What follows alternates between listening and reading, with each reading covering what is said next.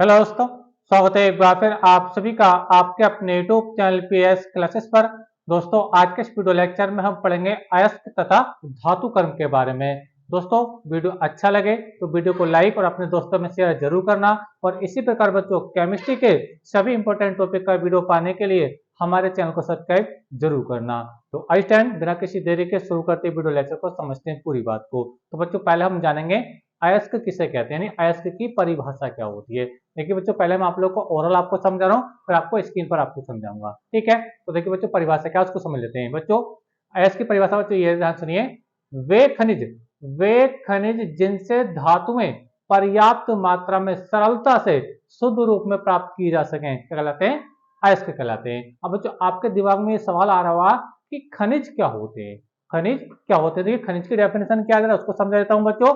धातु तथा उनके यौगिक, धातु तथा उनके यौगिक पृथ्वी में जिस रूप में पाए जाते हैं उनको खनिज कहते हैं। तो चलिए तो थोड़ा जानकारी आपको बोर्ड पे समझाता हूँ खनिज के बारे में। तो देखिए स्टूडेंट, जैसे कि हम लोग जानते हैं पृथ्वी की बच्चों तीन परतें होती है। पृथ्वी की बच्चों तीन परतें होती हैं। देखिए देखिए थोड़ा थोड़ा आपको मॉडल बनाकर समझाऊं, ध्यान समझिए। मान लीजिए बच्चों, ये पृथ्वी का मैं डायग्राम बना, एक एग्जाम्पल समझ रहे हैं बस हम, ये पृथ्वी है, ठीक है। अच्छा, अब पृथ्वी की बच्चों तीन परतें होती है, ध्यान समझना मेरी बात, तो पूरा टॉपिक आपको क्लियर हो जाएगा बच्चों, ठीक है। तो पृथ्वी की बच्चों तीन परतें कौन कौन सी होती है बच्चों। एक परत मान लीजिए बच्चों ये वाली परत, ठीक है। बच्चों ये वाली जो परत होती है ना, ये वाली सबसे बाहरी परत बच्चों, इसको बोलते हैं हम भूपरपटी। भूपरपटी जिसको इंग्लिश बोलते हैं क्रस्ट बोलते हैं। क्या बोलते हैं बच्चों, क्रस्ट, क्रस्ट, ठीक है। अच्छा, अब इसके एक अंदर परत होती है बच्चों ये वाली परत, ठीक है। ये एक यानी ये वाली परत बच्चों, इस परत को हम बोलते हैं मेंटल बोलते हैं। क्या बोलते हैं बच्चों, मेंटल बोलते हैं। क्या बोलते हैं बच्चों, मेंटल, ठीक है। और इसके जो सबसे अंदर वाली जो परत होती है बच्चों, इस सबसे अंदर वाली परत यानी ये वाली परत, ठीक है बच्चों, इसको हम क्या कहते हैं बच्चों, कोर कहते हैं। क्या कहते हैं बच्चों, कोर कहते हैं। समझ में आप लोगों को मेरी बात, ठीक है। अच्छा, अब खनिज का होता है उसको समझिए बच्चों।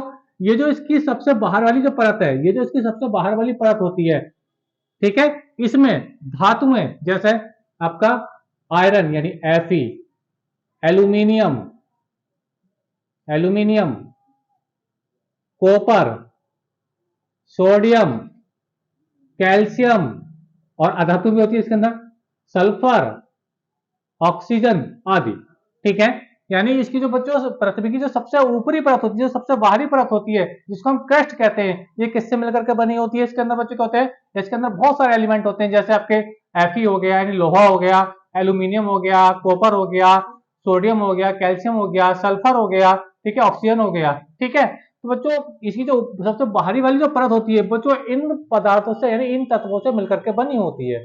समझ में आप लोग को मेरी बात, ठीक है। अच्छा, अब बच्चों इन तत्वों में कहते हैं बच्चों क्रियाएं आपस में कहते हैं अभिक्रिया होती रहती है नेचुरली, प्राकृतिक, ठीक है। तो होता क्या है इससे, इनके बच्चों क्या होते हैं, इन धातुओं के यौगिक बनते हैं। इन धातुओं के बनते हैं बच्चों, यौगिक बनते हैं। यानी जब इन धातुओं में आपस में क्रिया होती है, ठीक है, तो क्या बनते हैं इनके यौगिक बनते हैं। यानी इसी जो क्रस्ट है, जो ऊपर वाली परत है जिसे हम भूपरपट्टी कहते हैं हिंदी में, इसमें क्या होते हैं इनके यौगिक बनते हैं। क्या बनते हैं बच्चों, यौगिक बनते हैं। क्या बनते हैं बच्चों, कंपाउंड इंग्लिश में इसको बोलते हैं बच्चों, ठीक है। अब देखिए देखना समझिए एक बार फिर से। देखियो, मैंने क्या बताया था, मैंने खनिज की परिभाषा बच्चों आप लोगों को ये बताई थी, धातु तथा उनके यौगिक, धातु तथा उनके यौगिक पृथ्वी में जिस रूप में पाए जाते हैं उनको बच्चों क्या बोलते हैं, खनिज बोलते हैं, ठीक है। तो अब ये कहा होता है बच्चों, इसकी सबसे बाहरी वाली जो परत होती है, ठीक है, इसके अंदर ये बहुत सारे एलिमेंट पाए जाते हैं, इसके अंदर धातु भी होती है और बच्चों अधातु भी होती है। इनमें आपस में क्रिया होती है, क्रिया होने पर बच्चों क्या बनते हैं, इनके कंपाउंड यानी इनके यौगिक बनते हैं। समझ में आप लोग को मेरी बात। तो ये संयुक्त रूप में, ये सब संयुक्त रूप में क्या कहलाते हैं बच्चों, खनिज कहलाते हैं। क्या कहलाते हैं बच्चों, खनिज कहलाते हैं। ये बात क्लियर हुई आप लोग को, ठीक है। अच्छा, अब देखिए बच्चों, इन खनिजों से इन खनिजों से धातुओं को इन खनिजों से धातुओं को अलग करना, जैसे कि आपको पता है इसके अंदर एल्यूमिनियम भी आ रहा है बच्चों, आपका एल्यूमिनियम आ रहा है, आयरन आ रहा है, कॉपर आ रहा है, सोडियम, ये सब क्या धातु है, ठीक है। अब इन खनिजों से धातुओं को जो अलग करने की सरलतम विधि होती है, उसी को बच्चों को बोलते हैं अयस्क कहते हैं। चलिए देखिए स्क्रीन पर आपको समझा रहा हूं। देखिए मैंने आपको क्या बताया, देखिए वे खनिज, क्योंकि ये संयुक्त रूप में सारे के सारे खनिज है, इसके अंदर ये आपके एलिमेंट भी है, लोहा, एल्यूमिनियम, कॉपर, इनके बच्चों इनके यौगिक भी इसके अंदर है, ठीक है। तो वे खनिज जिनसे धातु पर्याप्त मात्रा में सरलता से शुद्ध रूप में प्राप्त की जा सके कहलाते हैं बच्चों, अयस्क कहलाते हैं। समझ में आप लोग को मेरी बात, ठीक है। अब देखिए स्टैंड, अब देखिए कुछ इंपोर्टेंट अयस्कों के फार्मूले मैंने ऑलरेडी स्क्रीन पर लिख रखे हैं, जो बहुत ज्यादा एग्जाम में पूछे जाते हैं। तो देखिए स्टूडेंट, पहला फॉर्मूला देखिए क्या बच्चों आपका Fe2O3, बच्चों इसको बोलते हैं हेमेटाइट, तो बोलते हैं बच्चों हेमेटाइट। देखो ये अयस्क के सूत्र हैं। और एक बात मैं आपको बताता चलूं, अधिकांश जो अयस्क होते हैं बच्चों, अधिकांश जो अयस्क होते हैं बच्चों, वो ऑक्साइड के रूप में पाए जाते हैं, यानी वो ऑक्सीजन से क्रिया करते हैं। ठीक है, देखिए बच्चों मैं एक बार फिर से रिपीट कर रहा हूं, मैं क्या कह रहा हूं, अधिकांश जो आपके अयस्क होते हैं बच्चों, वो किस में होते हैं बच्चों, ऑक्साइड की फॉर्म में होते हैं। ऑक्साइड की फॉर्म बच्चों इसलिए होते हैं क्योंकि जो ऑक्सीजन होती है ना, ये बहुत ज्यादा क्रियाशील होती है, ये बहुत ज्यादा अभिक्रिया कर लेती है। समझ में आ रहा है आप लोग को मेरा?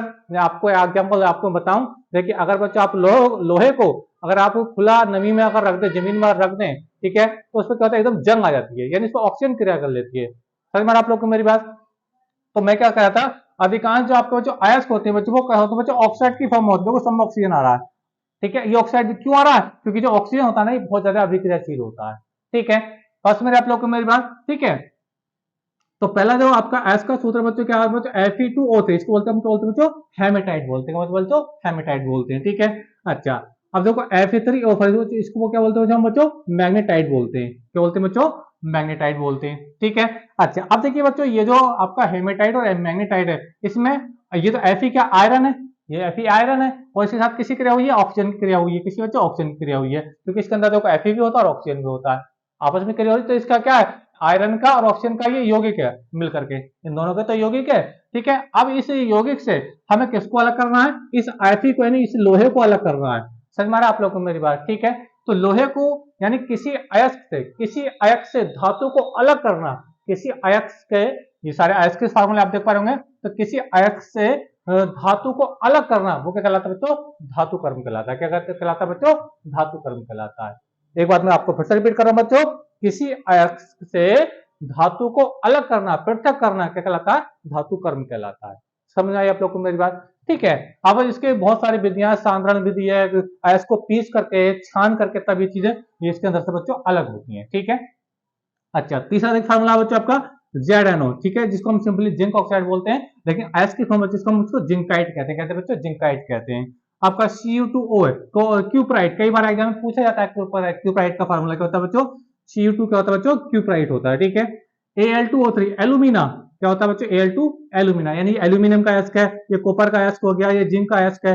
ठीक है, और Al2O3 और 2H2, बॉर्डर के दो मोलिक्यूल हैं बच्चे, इसको बोलते हैं बॉक्साइट। बॉक्साइट बच्चों किसका, एल्यूमिनियम का अयस्क है, सबसे इंपॉर्टेंट अयस्क है बच्चों बॉक्साइट किसका, एल्यूमिनियम का, बहुत ज्यादा एग्जाम में पूछा भी जाता है। ठीक है, आगे देखिए, कॉपर का बहुत इंपॉर्टेंट अयस्क क्या बच्चों आपका, कॉपर पाइराइट, कॉपर पाइराइट। ठीक है, इसके अंदर देखो कॉपर भी होता है, और इसके अंदर बच्चों आपका हर मतलब आपका लोहा यानी Fe भी होता है, और ये Fe सल्फर ये तो अधातु है। ठीक है, समझ में आ रहा है, यानी इस वाले अयस्क में Cu धातु है, Fe धातु है, लेकिन जो सल्फर है ये अधातु है। ठीक है, तो ये आपका याद हो गया हो। तो कॉपर पाइराइट बहुत ज्यादा एग्जाम में पूछा भी जाता है, इसका फॉर्मूला लिखने के लिए आता है। दूसरा देखिए लेड सल्फाइड, यानी इसको हम बोलते हैं गैलेना, क्या बोलते हैं बच्चों, गैलेना। ठीक है, NaCl, ये सोडियम क्लोराइड, वही जो हम नमक जिसको हम बोलते हैं, ठीक, खाने के में इसको यूज करते हैं। ठीक है, ये भी क्या बच्चों एक आपका अयस्क है, और इसमें क्या बच्चों, ये जो सोडियम है ये धातु है, इसमें ये धातु है, इन दोनों में ये धातु है। समझ में आप लोगों को याद, FeH2 आयरन पायराइट, इसमें ये Fe है, Fe क्या धातु है। ठीक है, और देखिए CaS4 into 2H2 जिप्सम, क्या बोलते हैं बच्चों, जिप्सम बोलते हैं इसको। अगर H2O को हटाओगे तो क्या रहेगा, कॉपर सल्फेट रह जाएगा। इसमें धातु कौन है, इसमें धातु बच्चों आपका कैल्शियम धातु है। ठीक है, देखिए इसको देखिए Na3AlF6, अब इसमें देखो सोडियम और एल्यूमिनियम का धातु है, और जो आपका जो F है, जो फ्लूर है, यह धातु है। समझ में आप लोगों को मेरा, कैल्शियम CaF2, यानी इसको बोलते हैं बच्चों फ्लोर स्पोर। ये जो आपका Ca है, ये क्या बच्चों, ये Ca बच्चों क्या धातु है आपका, क्या है, धातु है। तो इन अयस्कों से इन धातुओं को जो अलग करने की विधि होती है, इन धातु को जो अलग करने की विधि होती है, देखो सब में धातु आ रही है कि नहीं आ रही है, जिसके नीचे मैंने डैश लाइन खींच दी है वो सब धातु है, और जिसके नीचे डैश लाइन नहीं खींची वो क्या, अधातु है। समझ में आप लोगों को मेरा?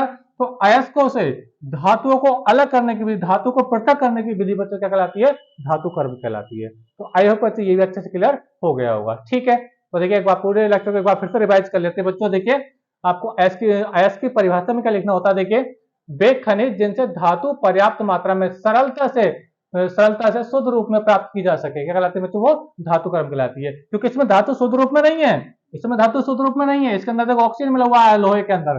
समझ में आप लोगों को मेरी बात, Fe3O4 में भी ऑक्सीजन मिला हुआ है, जिंक ऑक्साइड में भी ऑक्सीजन मिला हुआ है।